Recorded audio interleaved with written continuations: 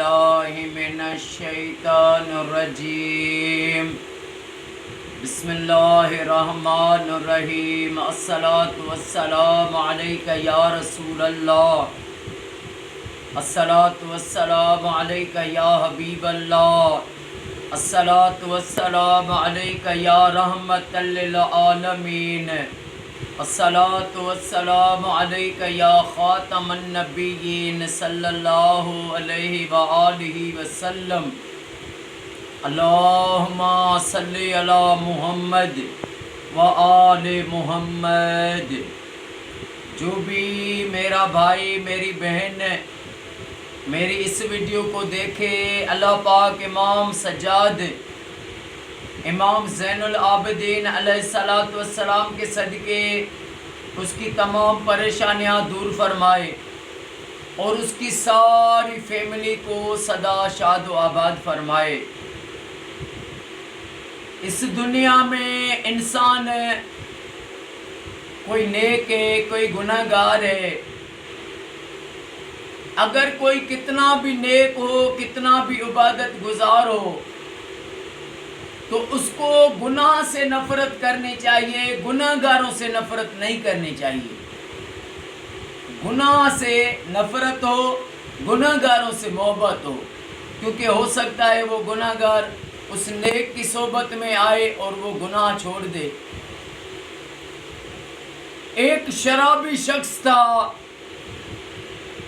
ہر وقت شراب کے نشے میں رہتا تھا۔ ایک بار وہ مسجد میں چلا گیا۔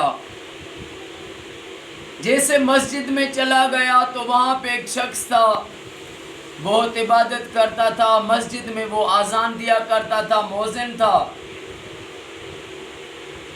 یہ جیسے شرابی آیا تو اس نے مسجد میں آتے ہی جو ہے سجدے میں گر گیا، رونے لگا، کہنے لگا یا اللہ مجھے بخش دے، یا اللہ مجھے معاف کر دے، اور یا اللہ مجھے جنت میں اعلیٰ مقام دے دے۔ اب جب مؤذن نے یہ سنا تو اس کو ایک دم اس نے جو ہے دھکا دیا اور اس کو کہا نکل جا تو کتے، تو موالی نشائی ہے اور مسجد میں آیا ہے، پاک گھر میں آیا ہے اور کہتا ہے مجھے بخش بھی دے اور اعلیٰ مقام بھی دے۔ کون سا تو نے اللہ کے عبادت کی ہے، نیک کام کیے ہیں؟ تو اس شرابی نے کہا کہ میں تیرے گھر تو نہیں آیا ہوں، میں تو اپنے مالک کے گھر آیا ہوں، میں اس سے معافی مانگ رہا ہوں، تو کیوں مجھ پہ ناراض ہوتا ہے؟ تو اس نے کہا کہ تو نے زندگی میں کون سی بھلائی کی ہے، کون سی عبادت کی ہے؟ سارا دن نشے میں رہتا ہے، شرابیں پیتا ہے، اللہ کو ناراض کرتا ہے۔ اس نے اس کو بہت جو ہے دکھایا، دکھ دیے۔ اس نے کیا کیا؟ وہ سجدے میں چلا گیا موالی، اور سجدے میں اتنا رویا، اتنا رویا، اتنا رویا کہ اس کی روح پرواز ہو گئی، وہاں پر ہی وہ فوت ہو گیا۔ جب فوت ہو گیا تو اس کا لوگوں نے جو ہے کفن دفن کروا کے اس کو دفنوا دیا۔ کسی اللہ والے نے خواب میں دیکھا، اللہ والے کسی نیک نے خواب میں دیکھا کہ وہ جنت میں گھوم رہا ہے۔ تو اس نے اس سے پوچھا کہ یہ تجھے کیسے انعام ملا، تو بہت گناہ گار تھا۔ اس نے کہا بالکل میں گناہ گار تھا، لیکن جب میں رب کے در پر آیا، میں نے توبہ کی، میں رویا، تو مجھے اس مؤذن نے دھکے دیے، مجھے ناامید کیا، مجھے مایوس کر رہا تھا۔ تو اللہ پاک نے میری وہاں پر میری روح قبض کی اور مجھے آواز آئی کہ اس مؤذن کی نیکیاں زندگی کی وہ اس کے کھاتے میں لکھ دو، اور اس کی زندگی اجڑ گئی جس نے اس کو دھکے دے رہا تھا، جو تکبر کر رہا تھا۔ تو انسان کتنا بھی چاہے نیک ہو، لیکن کسی گناہ گار کو، کسی کو حقیر نہ سمجھے۔ کیا پتا وہ گناہ گار کا اختتام ایمان پر ہو جائے، اور وہ جو خود کو نیک سمجھتا ہے اس کا اینڈ ایمان پر ہو ہی نہیں، خاتمہ ایمان پر ہی نصیب نہ ہو اس کو۔ تو جتنا بھی نیک ہے وہ گناہوں سے نفرت کرے، لیکن گناہ گاروں سے نفرت نہیں کرے۔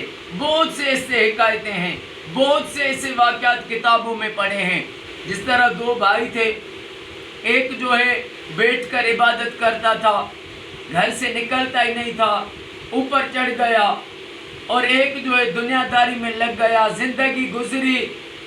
اس جو نیک تھا اس نے کہا کہ میں نے عبادت کی ہے، دنیا کے کوئی مزے نہیں دیکھے، جاؤں دنیا داری میں جاؤں، وہاں پر کچھ تو میں بھی مزے لوں۔